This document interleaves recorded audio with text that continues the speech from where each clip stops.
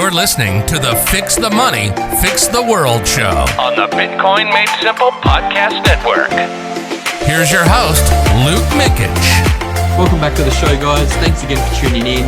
Today I'm introducing one of the most bullish podcasts I think I've ever recorded, and that is with the one and the only Knut Svanholm, who's probably written some of the most bullish articles in the Bitcoin space. We discuss the concept of infinity divided by 21 million Bitcoins and how that kind of plays into the fair value of Bitcoin on a Bitcoin standard.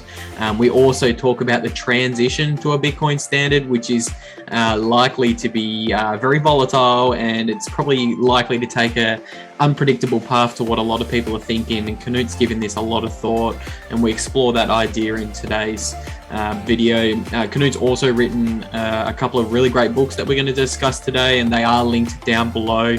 Go and check them out. Sovereignty Through Mathematics and Independence Reimagined. They're probably some of the most based Bitcoin books in the space, and he really does do a really great job at calling out the state and the nation state for what it really is. It is a parasite on society, but we're going to discuss all that in today's episode.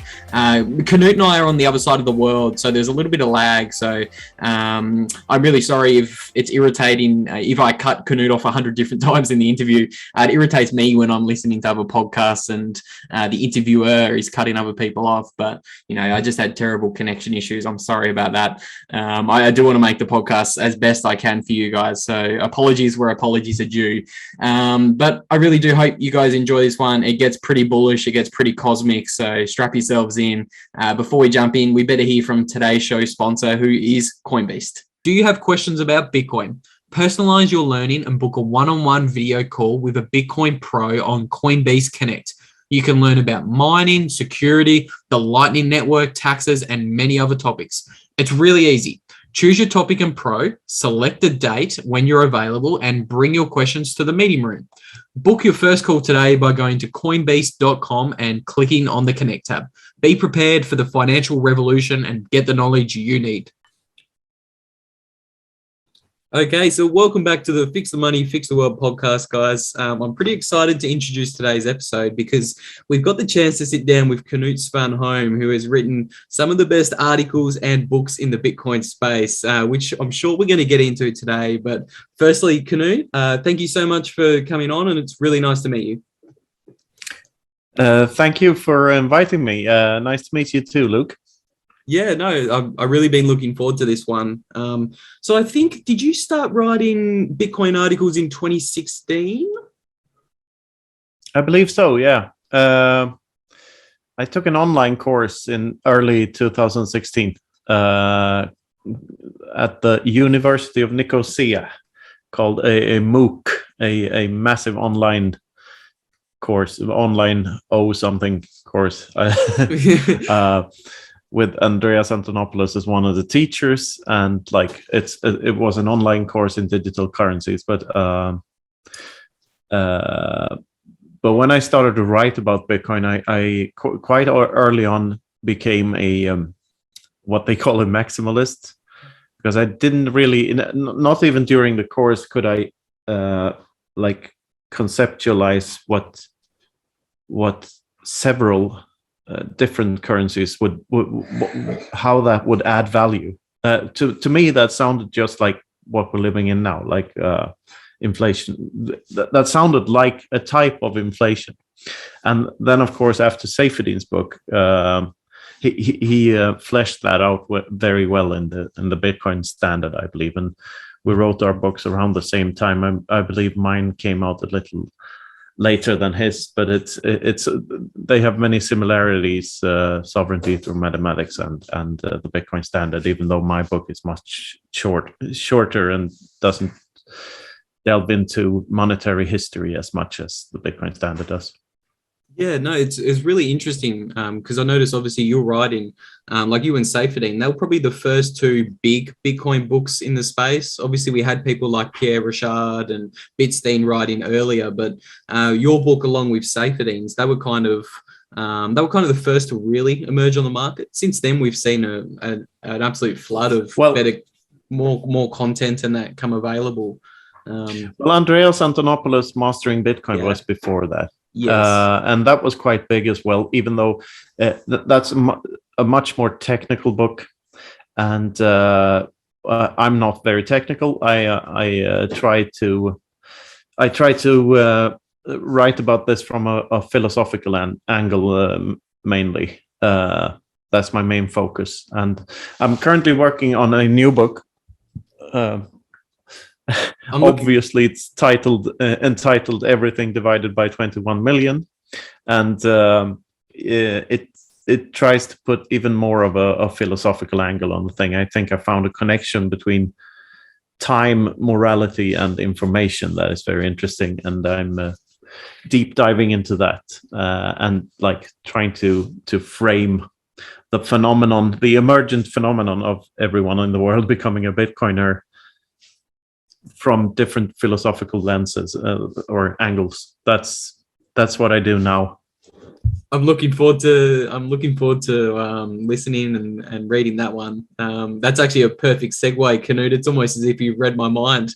The first topic I wanted to bounce off you today was your concept or the idea of infinity divided by 21 million, because I believe you've popularized that meme, that idea, that concept. So maybe you can start us off there with infinity divided by 21 million and blow some minds of the listeners.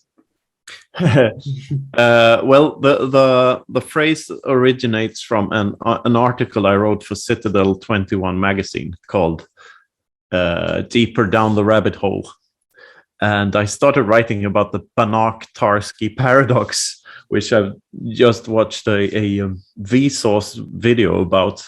And so that's the angle I used when I started writing this article, and that's a mathematical phenomenon that describes how you can create a sphere out of another sphere by using advanced mathematics, and it's sort of a paradox because you can't really create another sphere from a sphere, or we don't know how to do that, but mathematically it works out.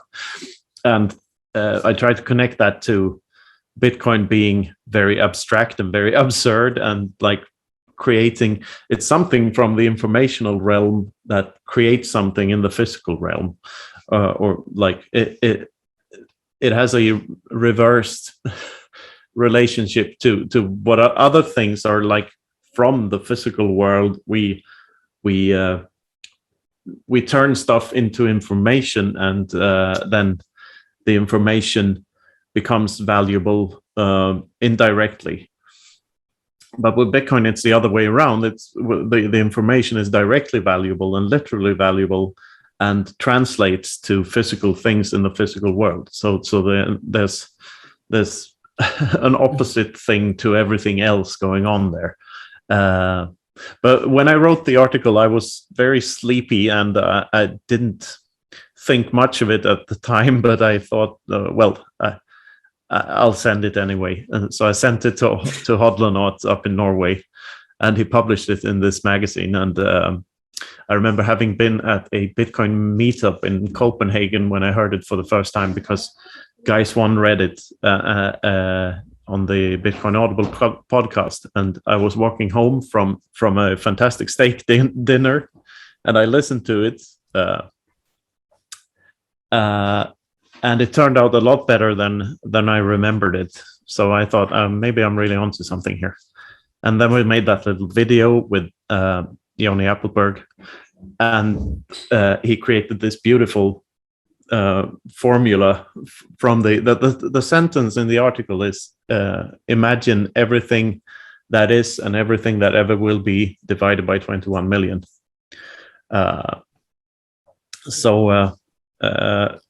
He visualized that through this simple formula with like the infinity sign and divided by 21m, and it's a really beautiful graphic, and it just took off as a meme after that. It started with Adam Back retweeting it. I tweeted about it, and he retweeted that, and Michael Saylor has retweeted it, and like people have put it in their Bitcoin handles and everything. So I was just happy to be a part of a meme like that going viral. It's so weird to to experience that. It's certainly more than just a meme. I think the whole idea of everything in the world divided by 21 million bitcoins it's such a kind of abstract concept because we've never seen anything like that before in human history, like a money with a fixed amount of supply. For anyone listening in on the podcast, I've just pulled up that YouTube channel from Ione Appleberg. Tell us a story about that, Knut.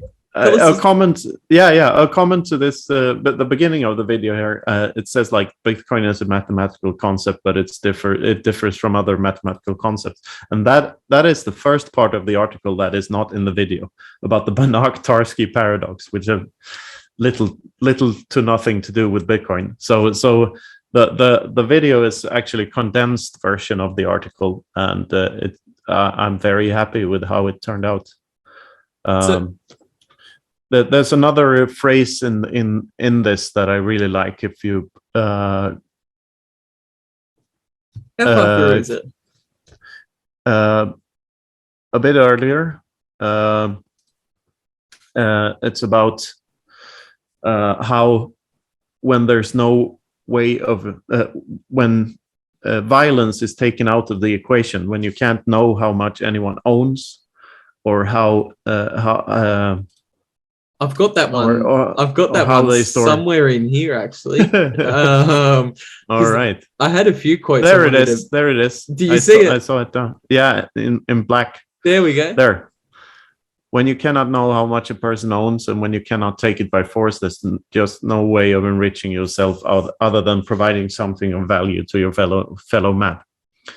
And this is, I think this is one of the most underrated aspects of what Bitcoin is, because it removes violence from the equation on so many layers of society, like on a personal level, and like, of course, taxation and inflation and other coercive government measures become much harder to execute in a hyper-Bitcoinized world. It's beautiful. I think I was recording with my co-host the other day, Corey.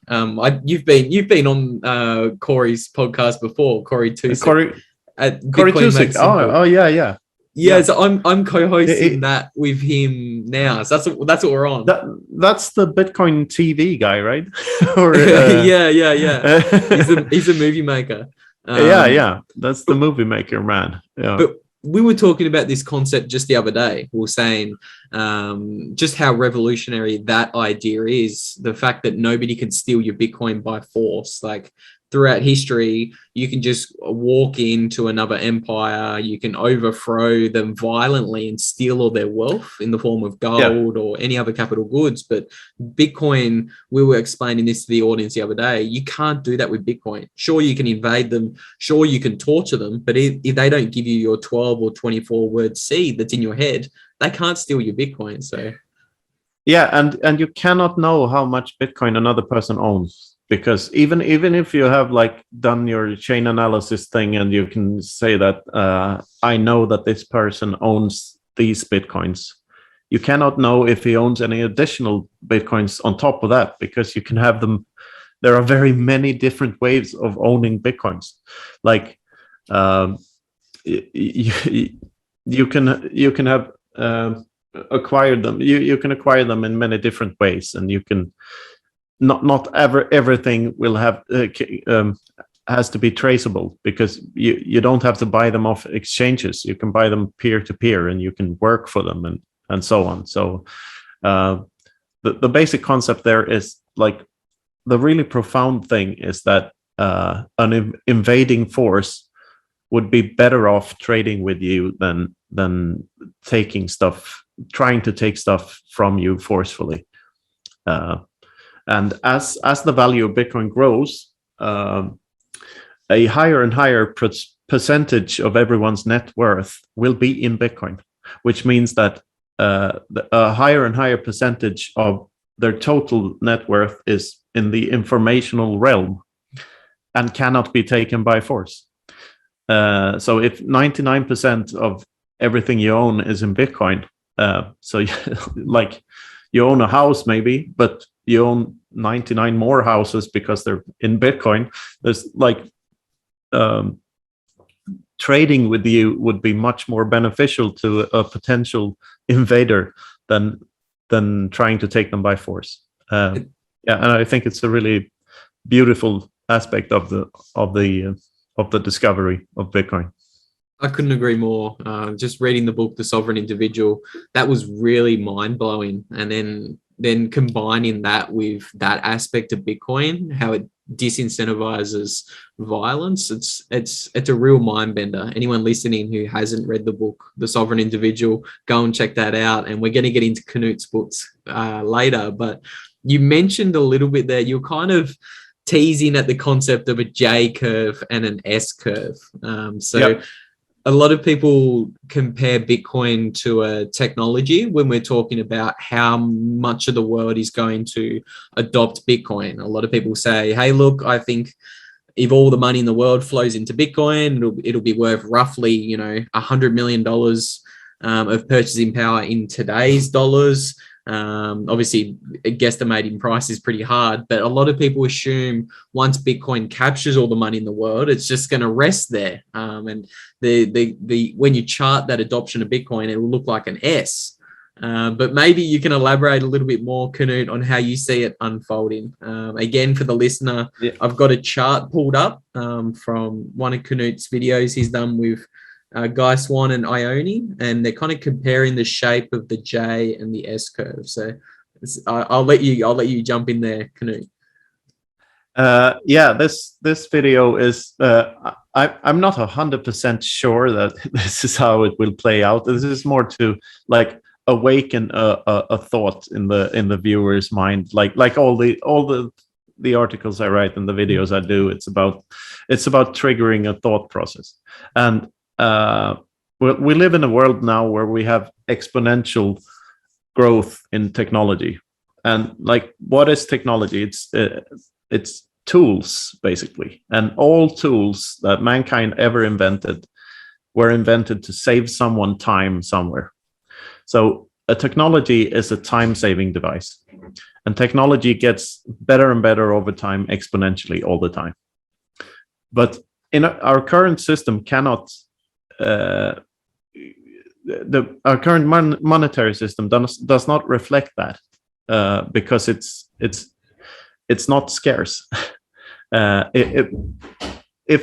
If the money in society is the cheapest thing there is to produce, everything else gets more expensive in comparison to that type of money.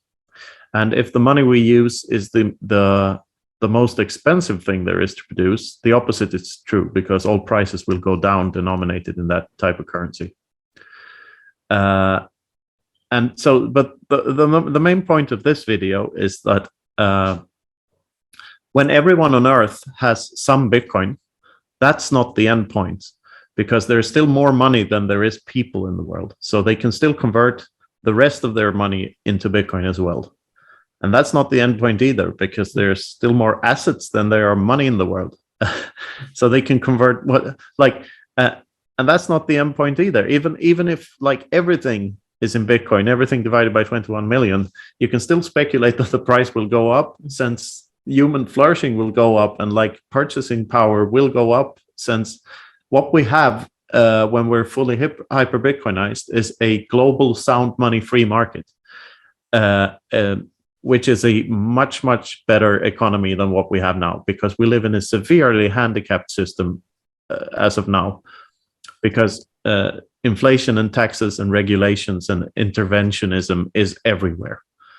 So we're not utilizing our full capacity at all. We might be operating on a 5% capacity, or if you 5% of humanity's total capacity for progress. So I think this is very fascinating, and there are many ways to think about this, but I think most people have the wrong idea, because we think that Bitcoin will have an S-shaped adoption. An S-shaped adoption meaning that prices will go up very rapidly and then stabilize at one point. But I don't believe prices for a commodity that is absolutely scarce, like the only type of deflationary money we have, that will ever stop increasing in purchasing power. It's just not possible, especially since technology is exponentially better. And to keep up with that, fiat currency has to be exponentially worse. Yeah. So the process is faster and faster over time. And yeah, there are many different ways of describing this. There's someone has done a reverse S, like if you look at the what Bitcoin's price looks like today, it looks like not an S, but a what do you call that shape? It's like a log. It's like diminishing it's returns. Like a log, diminishing returns. But that might just be the beginning of something else, where the Heinz ketchup effect takes. It might be that it hasn't begun yet, because we've only seen one country adopt it as legal tender, a very small country, and only one large corporation really in MicroStrategy. Exactly. So we've only seen the first dominoes fall. So we don't, and this is a prisoner's dilemma type game theory experiment, and the other dominoes will start to fall because it's their only move. Like the sooner they get on Bitcoin, the more they benefit from it. And being late into this, you're punished for being late. So I couldn't agree more. It's the incentives are aligned. Yeah, it's such a weird concept trying to wrap your head around the fact that Bitcoin's going to continue to grow and grow and grow forever. That kind of ties into the well, firstly, I think that was a really interesting point you made about the inflation, the taxes, and the regulation. All of that's holding back a lot of potential investment and entrepreneurs. And when it's misallocating capital. Yes, basically. Yeah. And then when you strip that away, and the GDP continues to grow, that's where you get that continued growth in the price or purchasing power of Bitcoin. Because that's I don't like the term GDP because I think it's a pointless, borderline destructive metric. What we have now is a system in which, like, GDP, a country can't function if GDP does not grow every year. And that means growing by the same percentage every year means an exponential growth in like stuff. And that's not something to strive for. So because it's not sustainable. All the environmental problems and everything, every problem humanity has can be backtraced to the creation of new money. Because it is the mechanism that forces us to spend rather than save. And in a world where everything is abundant and people still don't want to spend their money because they're better off saving it, like that's a much friendlier world to live in, or a better world in every sense, because this GDP nonsense is just destructive. One of the numbers that is baked into GDP is like prescription medicine sold. And how is that a measurement of human flourishing? And many other things, like if a private prison makes a profit, that's in the GDP. Guns sold is in the GDP. Like, it's not really a measure, a good measure of human progress at all. I can't wait until we throw all the Keynesian models in the bin. These useless metrics like GDP and all of it, Knut. I can't wait for the Bitcoin standard and we start acting rationally. There's another video coming, by the way. Oh, really? Tell us the backstory of the video. So they're based on your articles. Guy Swan reads them from Bitcoin Audible, and Ione Appleberg, is he the editor or the producer? He's the animator, and and the editor and the producer. So he's a really talented guy, and he started making videos way before I started writing articles too, I think. And I've been a fan of his for a long time. So when I finally got in touch with him and he wanted to collaborate, I was really happy about that. And like when we made the first video, I had goosebumps all day, you know, seeing this stuff come to life. Was he a Bitcoiner before you found him, Knut? Yeah. He was. So he made a lot of educational videos before he made these ones with me. One about proof of work that is really, really good. So I can just go to his channel and subscribe to him because he's a very underrated guy in this space. Definitely go and check him out, plebs. Ione Appleberg. We've got it up on the screen for those listening, for those watching on YouTube. But as we're kind of talking about hyperbitcoinization and how the transition is going to unfold, I'm going to pull up a quote from, I actually can't remember where I pulled this one from, Knut, whether it was an article or Sovereignty Through Mathematics. But the quote is, the coming tsunami that is hyperbitcoinization is scary, but a skilled surfer can expect the ride of a lifetime. How do you see the transition unfolding, Knut, and how do we best surf this wave that is hyperbitcoinization? Well, the first thing is get off zero. No one should have zero Bitcoin because then there's nothing to protect them, basically. And furthermore, the coming tsunami, like a tsunami, can be very destructive. And that quote. It's more like there's an earthquake or there's the Titanic will sink, but there's a lifeboat and there's a life surfboard. So you can surf your way away from the Titanic sinking, because the crash is coming regardless of whether we have Bitcoin or not, and that's a very important point to make. Because like Bitcoin is like an airbag. The car we're in will crash eventually, and if you have Bitcoin, you have an airbag and you can survive the crash. And if you're good at doing Bitcoin stuff, and if you've been in it for a while, and if you've experimented with it, and if you've wielded Bitcoin, as my friend Nico says, for a long time, you know, the more you know about it, the higher your chances of surviving the oncoming onslaught. Yeah. I love how you raised the point that the crash of the fiat system is inevitable. That's a point Corey and I always try to drive home as much as possible, especially with all the propaganda coming out recently. All these articles saying Bitcoin's going to destabilize the financial system and Bitcoin could cause hyperinflation. I think it's important to nail that point home, that the fiat system was going to collapse on its own.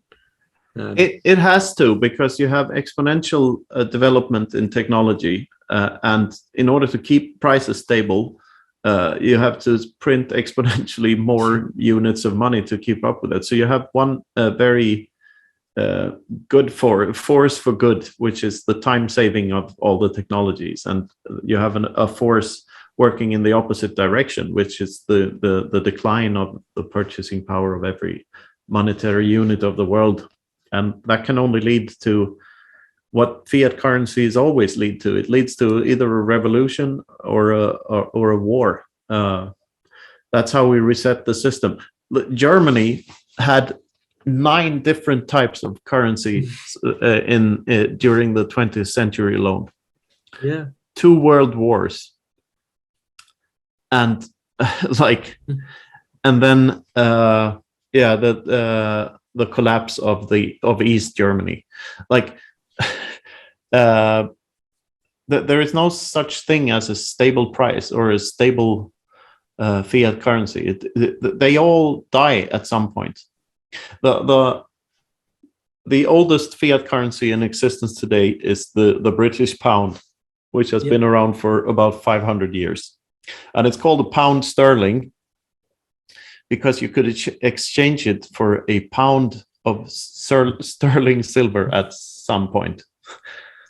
Try to exchange a British pound for a pound of silver today. Good luck. You just can't. And it was pegged to gold. You could get like, I don't remember the exact amount. I think it's 1.37 kilos of gold or something like that. Something like that. I don't remember. It's in the Bitcoin standard, I believe, the exact number. Yeah. When it was pegged to gold, you could redeem the pound for a certain amount of gold. But the pound today is just like every other shitcoin or fiat currency, kleptocurrency. Oh, I like that. Kleptocurrency and crypto. Crypto is the other one, isn't it? Yeah. And the video we're working on now is about the double spending problem. Oh. And I think the solution to the double spending problem is misinterpreted by the so-called crypto community, deliberately or non-deliberately. But there's more to solving the double spending problem than the technical aspects of it, the computer science aspect of it, which is like attaching it to a blockchain. And if the blockchain gets decentralized enough, it works. But the economic aspect of double spending problem is like having another unit of account than the unit that is not supposed to be double spent is effectively double spending that thing because it is inflation. So in Bitcoin, the limited supply cap was probably a side effect of solving the double spending problem. But in hindsight, it's a necessary aspect of it because the economic reality is that you can only solve the double spending problem once. Like you can only discover absolute scarcity once because discovering it again makes no sense because that takes away the absoluteness of it. And that is very tied to the double spending problem. If you can have inflation or if you can have multiple currencies representing the same thing, that is double spending. So the double spending problem is solved by Bitcoin and nothing else. Do you follow this? I'm with you. I'm still trying to digest the first part. I'd never heard anyone say link Bitcoin's 21 million hard cap to the double spending problem. I'd never considered it from that angle. I was just chewing on it for a minute. Well, double spending problem, like the first part of it, it's making sure that people can't spend their coins twice. But if there's an inflation in the system, people are spending their coins twice. It's the same thing. So in that sense, you need absolute mathematical scarcity in order for the double spending problem to actually be solved. Otherwise, it isn't solved. I mean, if you have a dollar bill in your pocket, that dollar bill can't be double spent because it's a physical thing. You give it to someone else. But the value attached to it can still be diluted by someone printing more dollars. And in that sense, it is double spent because the whole purpose of it is to represent value. And if that value can be diluted, that's the exact same thing as it being double spent. So that's what we're trying to achieve with the next video, hopefully. And there's a chapter on this in the new book as well. Oh, By the way, Joni Appelberg is writing a book as well. Wow! So you have a couple of books to look forward to. Geez, there'd be a lot. There's a lot of Bitcoin content between your writing, Ione's new book, and then the amount that guys read. That's a dynamic. That's a troublesome trio of Bitcoin content producers right there. Yeah, And my goal is to have my book done by Bitcoin 2022 in Miami in April. So hopefully I can sit at a table there and sign books in April. That's the plan. Wow, that'd be awesome. If I can make it over there, I'll try to get a signed copy off you, Knut. That'd be great. Where are you now? I'm still stuck in the Australian gulag, sadly. Oh yeah. I recently, yeah. Don't dox yourself, but how do you see, how do you see all of this unfolding? Let's say between country to country. Are you looking at where's your Bitcoin citadel, Knut? If you look around the country, say you'd prefer to be in the US or obviously the US, but how do you compare places like Mexico, Australia? I think there's some listeners of the podcast that are in Europe as well. So how do you kind of see all of the Orwellian madness that's going on in those countries? Yeah, to me, it really put a finger on how ridiculous it is to have different rules, sets of rules in different countries, right? Because, and like trying to fight a virus is like trying to fight an idea. It's completely pointless because you can't point a gun at a virus. It doesn't work.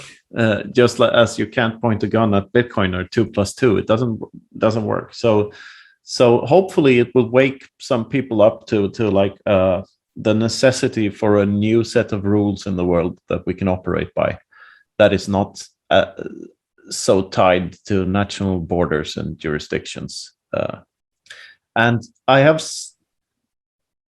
some hope for these demonstrations that are going on all over the world that they will have some impact, because it's madness, like the lockdowns and like everything about COVID and everyone being so afraid of the virus instead of the governments. It's just depressing, and there's so much arrogance, like the arrogance of thinking that you can solve something by letting doctors advise psychopaths to decide for us what is best for us or not. It's just like, these are, if you're going to keep your store open or not, or your restaurant open or not during a pandemic, should obviously be the choice of the owner of that place and no one else. Of course, we should try to provide as much information to that owner as possible,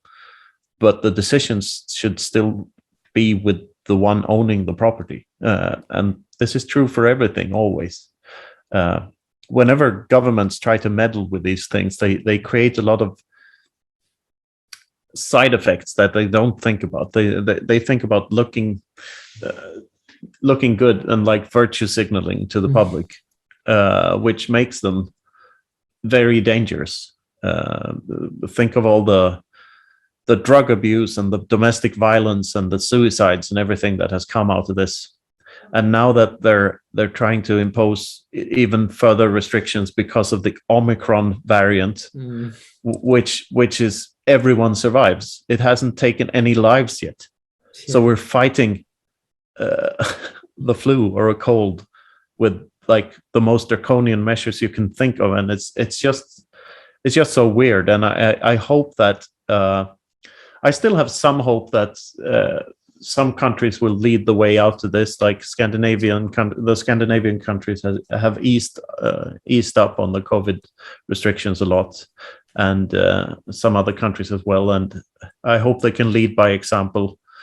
But it might as well go the other way and just get worse and worse over time. Time will tell, I guess. And as always, it's good to have some Bitcoin to be able to escape. I mean, escaping a country is very hard, and if you don't have Bitcoin, you can't really bring anything with you if you escape by plane. It's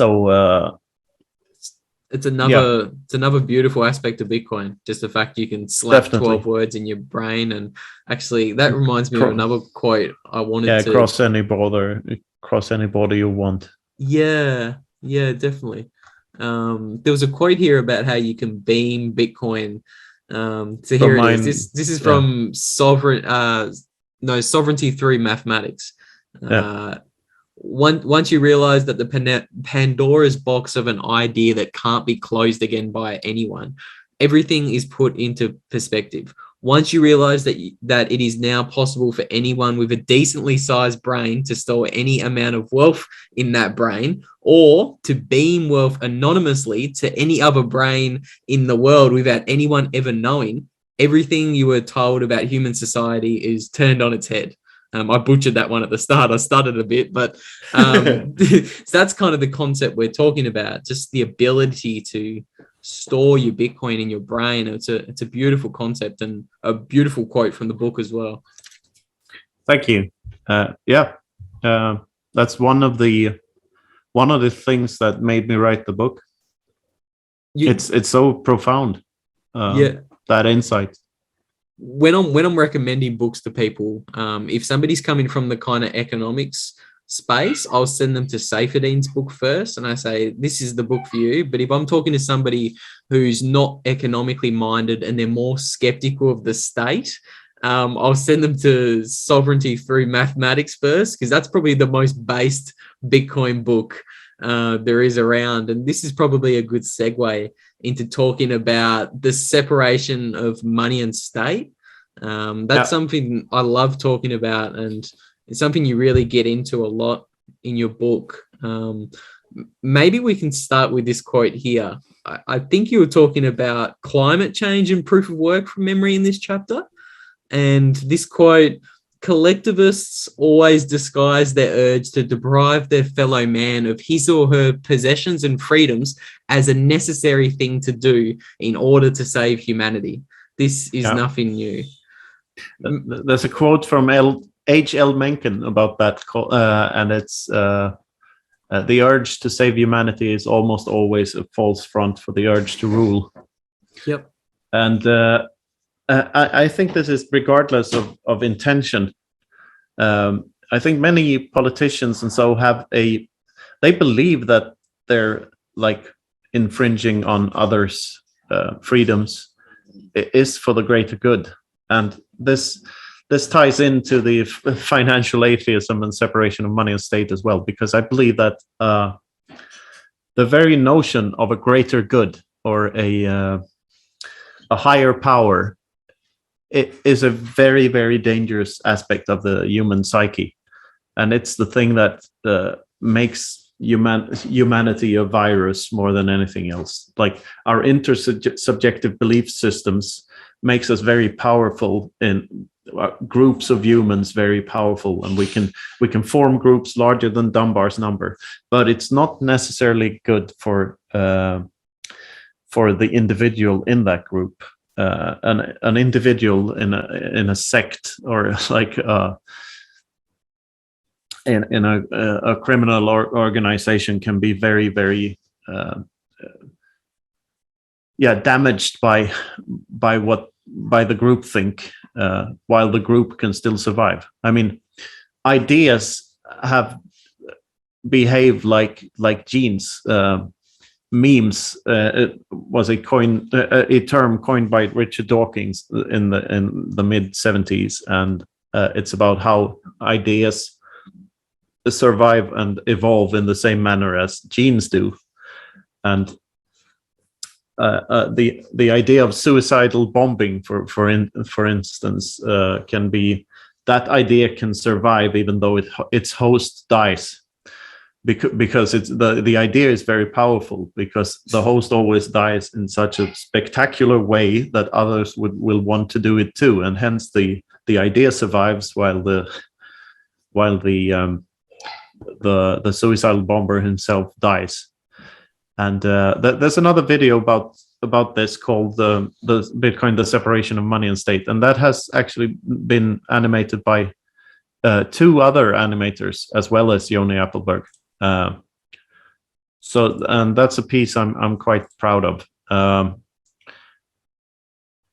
And it's about the distinction. I think that many Bitcoiners compare Bitcoin to religion and to like a new spiritual awakening and everything. And I think we should tread very carefully when doing that, because I think the very notion of a higher power or a greater good is the dangerous thought here, because that's the thought that makes us appeal to authority.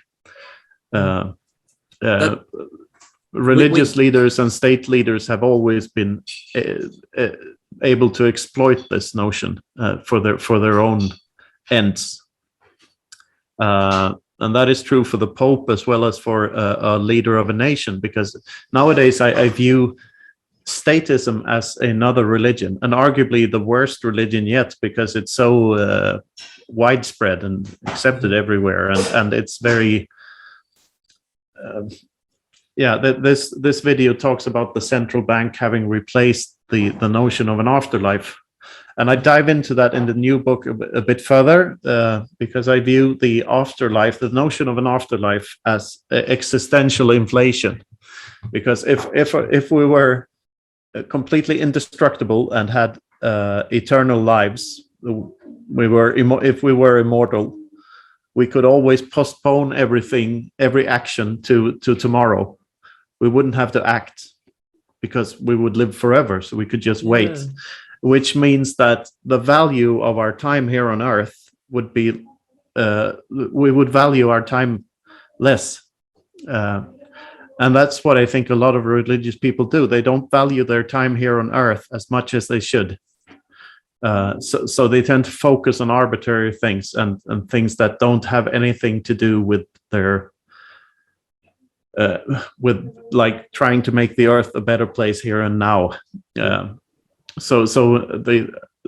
I compare that, and to me that is a form of time theft. Religious leaders have been used to be able to fool us with the thought of an afterlife and like 17 virgins in heaven or whatever, and they could make us fight each other because of this notion and value our time here and now less. And in the same manner, a central bank steals our time too. Monetary inflation is time inflation or existential inflation, because money is supposed to represent human time. And the central banks try to make us believe that we can have a better life here and now by just acquiring more pointless fiat that goes down in value year by year. So, and we can see our houses go up in value and we think we're rich, but we're really not, because every other house is too. It's just the purchasing power of the currency going down. So they've created the same thing, but something to strive for here and now, and it keeps us all in the hamster's wheel. So yeah, a lot of different threads to pull on there, but so much. I hope it makes sense. Yeah, no, it does. I had to read chapter 2 twice, the part about Bitcoin, atheism, and religion, because I'd never kind of stumbled across that concept before. And it was, I think, I can't remember it exactly, but you were talking about how when people were convinced, or when was it ceremonial burying, when that was invented, and people were seeded with the idea of an afterlife, it expanded the sizes of civilizations and cities. That's basically when we invent war, because that's when you can fool 18-year-olds to go into war with the other tribe. And I think it's a very dangerous thing. The chapter in Sovereignty to Mathematics is just skimming on the surface of this, because there's a lot to talk about there. And I think Bitcoiners better remember why they came into Bitcoin in the first place. It's because they were skeptics about stuff. They were skeptic about stuff, and they had the skeptical minds. And skeptical minds ought to avoid dogmatic thinking whenever they encounter it, and ought to question everything, including notions of higher powers and appeals to authority wherever they are. So I think in order to really reclaim the driver's seat of your life, you need to rid yourself of all appeals to authority and of all notions of higher powers, and realize that you can form your own destiny. I couldn't agree more. That's a really, really salient point you made. It's very interesting. I look forward to your next book, because that's a really interesting concept. I'd love to kind of dive in a little bit deeper. But something else, another quote from the book, that's this kind of touches on the topic of fiat food, fiat medicine, and that kind of thing. And it was really interesting. You were talking about the rise of ADD and the what is it? It's Ritalin. They prescribe to the kids. And you asked the question in the book: are we medicating the wrong group of kids? And I think the quote goes, "Good ideas propel humanity forward, and we have no idea what we're missing out on by turning our would-be future inventors and scientists into docile sheep and zombies." So that was a brilliant one. Forgotten about that, but that's a good one.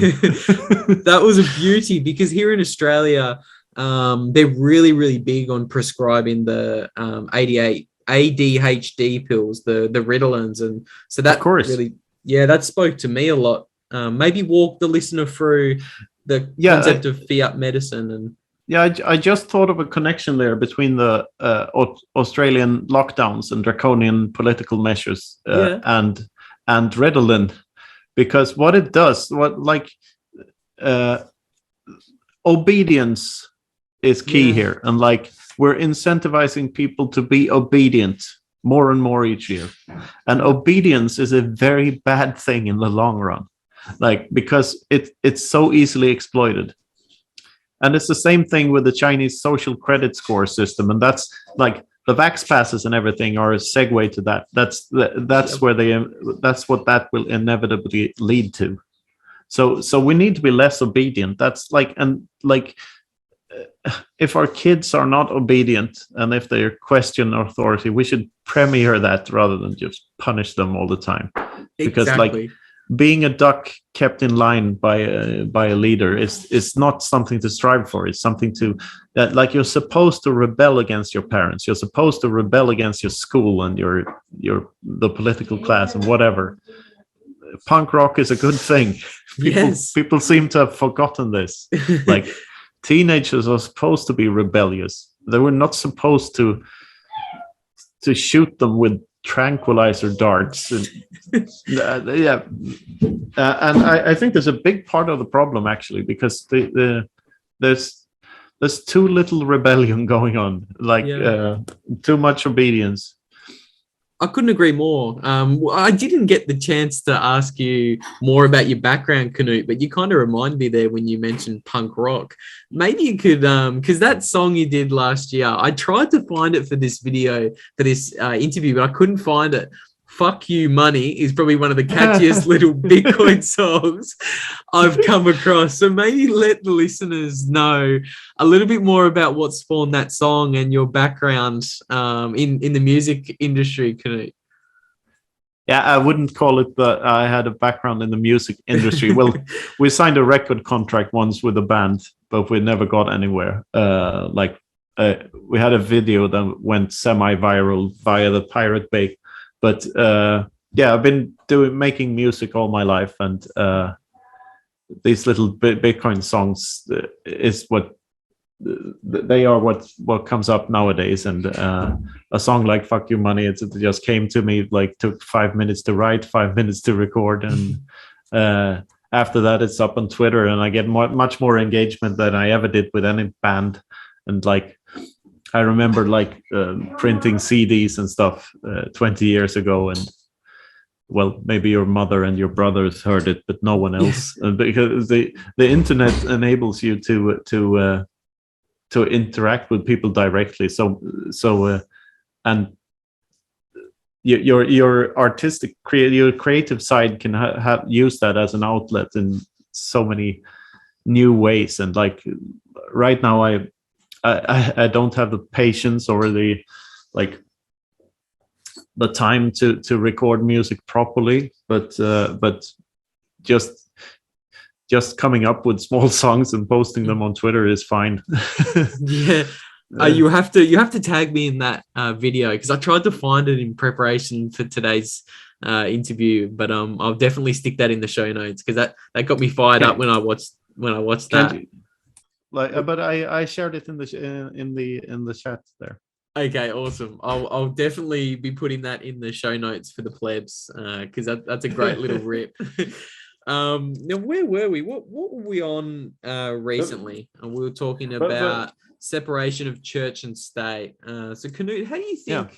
How do you think all that's going to unfold? Do you think it's maybe going to be like a decade or 2-decade long battle, or do you see certain nation states maybe bending the knee more easily than others to adopting Bitcoin? The thing is that's like the first nail in their coffins, adopting Bitcoin as legal tender. That's like the end of all nation states in the long run. And I recently read both Democracy, the God That Failed by Hans Hermann Hoppe and The Ethics of Liberty by Murray Rothbard, which is an excellent book, by the way. The other one is good too. And it really puts into perspective how weird the notion of a government or nation really is. No other animal on earth does this to themselves. It's just humans. We're the only ones that have these entities. And they're basically just huge criminal organizations, because the morality is easy. You don't take other people's stuff, and you don't use force. You don't interact with them violently. If you just follow those two principles, you can lead a very moral life. There's a chapter on morality in my new book, by the way, about how you don't need religion to be moral, because you can just behave as if other people were conscious beings too, and that they had value hierarchies, and you can just apply praxeology to the whole thing and come to the conclusion that interacting with others should be done non-violently. It sounds so simple when you talk from first principles, doesn't it? But the government and the nation state wants to complicate and confuse people with thousands of pages of legislations and laws. And it's really simple at its core. But like, humanity is at a point where we have 2 robots roving around on Mars. On another planet, we can talk to robots on another planet, but we have not yet realized that theft is wrong. Yeah, so simple, isn't it? It's so weird. So that's where we need to start. We need to stop stealing from each other. Yeah. And the way to do that is through hyperbitcoinization, because the temptation of printing new money will always be too great for the people in charge of the money printer. So the only way of doing this is by introducing something that can't be influenced by humans, and that is Bitcoin. It is an agreement on a fixed set of rules to interact by, and that's all we need. As long as we agree on what Bitcoin is, and that is Bitcoin. So it's a positive feedback loop. As long as that's the idea, and an idea whose time has come is truly unstoppable. Oh, I love that one. And yeah, this is another point in the book I'm writing at the moment. Sorry for shilling that so much, but please do. It's about how the Bitcoin, the idea, Bitcoin, the meme, Bitcoin, the network, Bitcoin, the protocol, Bitcoin, the life form, Bitcoin, the symbiote, Bitcoin, its users, Bitcoin, the t-shirt, Bitcoin, the coffee mug, Bitcoin, Peter Schiff's resistance to it, Bitcoin, the whatever aspect of Bitcoin you think of, it's all the same thing. Its success as one fuels its success as all the others, because it's all the same entity. Yeah. So Bitcoin, the coffee mug, the success of that is part of Bitcoin's price. And when you realize that, this is an idea, and it's an idea that it's not like an idea like suicide bombing, which kills its hosts, but it's actually an idea that makes its hosts richer, and gives its hosts more power, and has a profound impact on the psyche of the host, and incentivizes the host to not only like pump their own bags, but to turn into a stoic superhero and influence others, and show each other how much better a world without violent coercion could be. It just changes the incentive so much, doesn't it? Completely flips them on their head. Completely flips them on the head. And like, the more you think about it, the more profound it becomes. And it takes a while to realize that, like I said before about the double spending problem, that there can only be one deflationary currency. This is a one-time discovery rather than an invention. You can't replicate a finite representation of everyone's time. That can only be done once. We have one shot at discovering that, and we did. Yeah, it's such an invention, such a beautiful invention. Discovery. Thanks for pulling me up on that. Discovery. Yeah, because it's quite important, because it's when you realize that it's not an invention but a discovery, first and foremost. That's it puts the finger on, like, that it can't be done again. It can't be replicated. It's part of the solution to the double spending problem. You discover a solution to it. You don't invent a solution to it. It's like, either it works or it doesn't, and it happened to work. Yeah, it seems to work. Well, we'll see, but it's the best shot we have. I feel like we've crossed the chasm. I think maybe in 2010, maybe in 2011, when it was a bit smaller, the nation state could have squashed that bug. But I just think even during the what convinced me was the SegWit 2x hard fork failing. In 2017, that's like the tipping point for me, because then you had an actual precedent, like, of an actual case of Bitcoin showing its decentralization to be sufficient. When the users could stop all the big companies from doing what they wanted. Like to me, that was proof that the users are really in charge of this thing. We're the ones in charge, and therefore it will work. A system governed by rules and not rulers. Such a beautiful idea. Yeah. We kind of nearly touched on another point I wanted to bounce off you. Kind of, not many people there are a lot of Bitcoiners that compare Bitcoin to speech and communication, but you're probably one of the ones that's probably a little bit more prolific talking about that. So maybe you could just walk us through how humans kind of settle conflicts. It's either by violence or communication. Is that the concept of it, Knut, that you lay out in the book? Yeah, and as I said before, the morals are really easy. You don't steal, and don't use violence, and this ties into, like, free speech. We have but two ways of resolving conflict, and that's talking to each other, or like communicating, or using force. That's the two options we have. There's no third option. And the less violent option is always preferable, of course. It goes without saying that we want less violence in the world. Yeah. And because it is Bitcoin is pure information. I would even go so far as to say it's an informational element on the periodic table, an element without mass.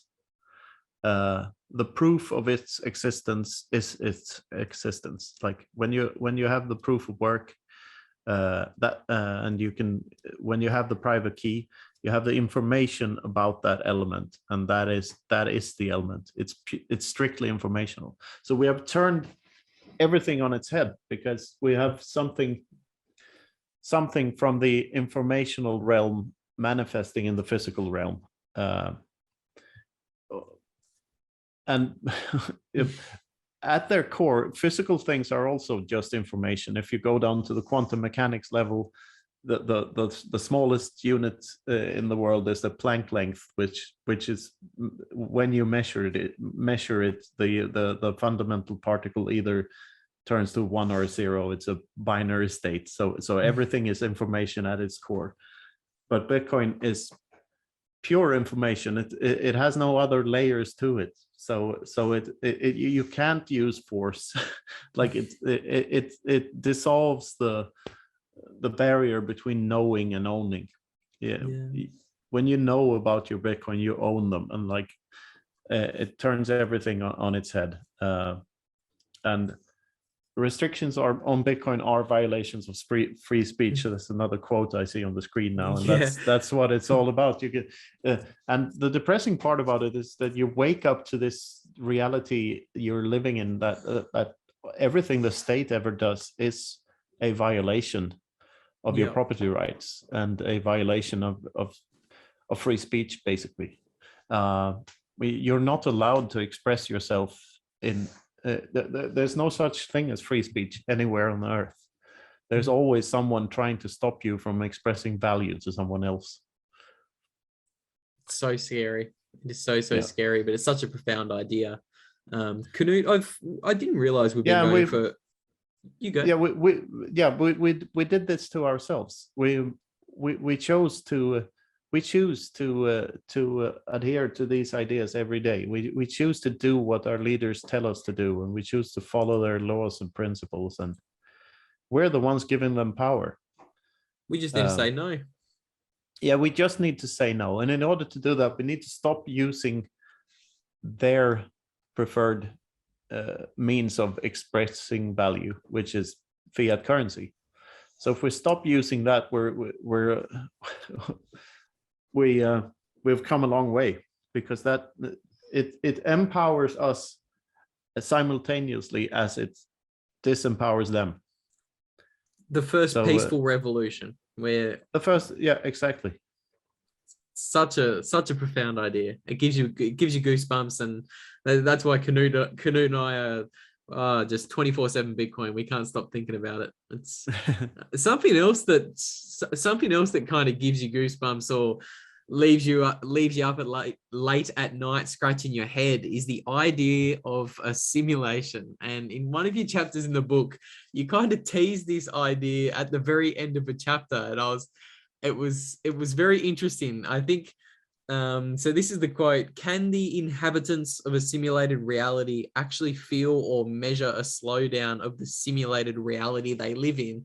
And you just finished the chapter by saying, are we living in a simulation?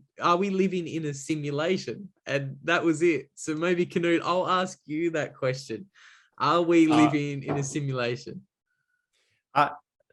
Look, I don't know, and neither does anyone else. It's impossible to know if we're living in a matrix, These are fun philosophical thought experiments, but they're little more than that. What would happen, though, if the solar system exists, but everything outside of it is just, or let's put it on an even smaller scale. Let's say that the Earth exists and the solar system and like everything outside of the moon, basically, or maybe Mars, is just a projection from some, and we're living in this fishbowl experiment, a sphere the size of the orbit of Mars, or something like that. Then proof of work would eventually slow down the simulation, because it takes actual computing power. It requires something in the simulation to do the actual work. So there would be a lag in the computer program running the simulation. That's the idea, but it's pretty far-fetched. It's just it's like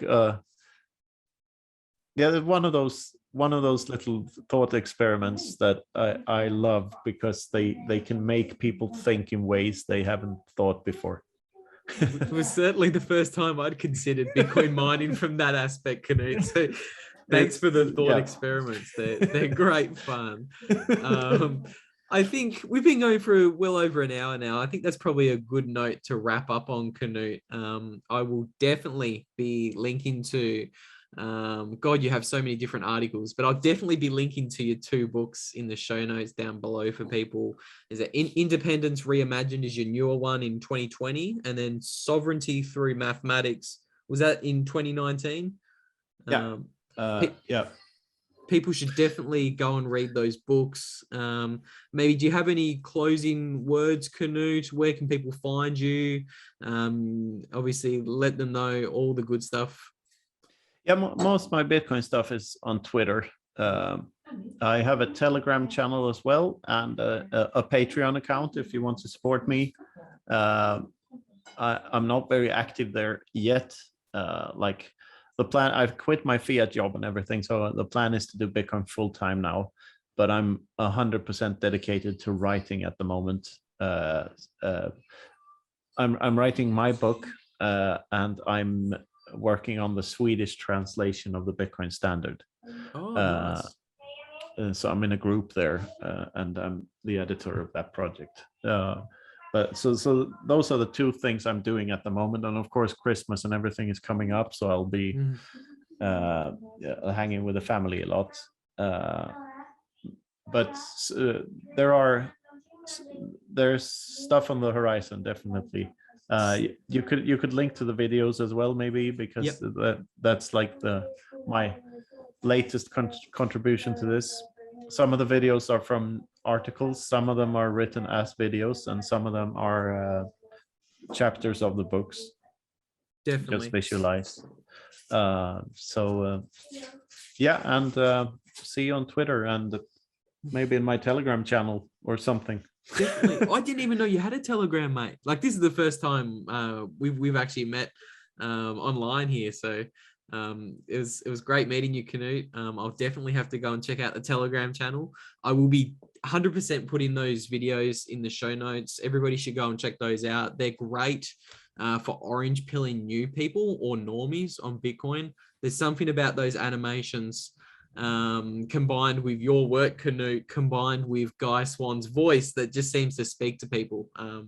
Those really short videos are really great. So people should definitely. I'm very, very proud to be collaborating with those 2.